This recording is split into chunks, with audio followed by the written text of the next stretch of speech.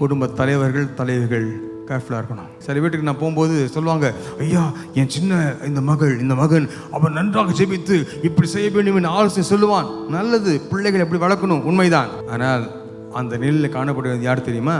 பெற்றோர்கள் காணப்பட்டிருந்திருக்க வேண்டும். பெற்றோர்களுக்கு ஐக்கியம் இல்லாதபடினாலே பிள்ளைகளிட கதை பேசுகிறார். கர்த்தனோடு இடைப்பட்ட காரியம்.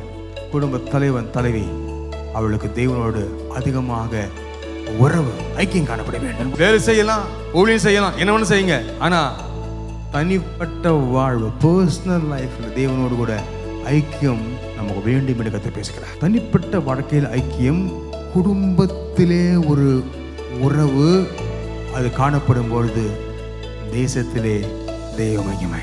குடும்பம் வைபவத்தில் காணப்பட வேண்டும் என்றால் தனிப்பட்ட உறவு நமக்கு அவசியம். வாழ்க்கை, சொந்த வாழ்க்கையிலே பயபக்தியோடு தேவனிடத்திலே நல்ல ஐக்கியத்தில் காணப்படுவோம்.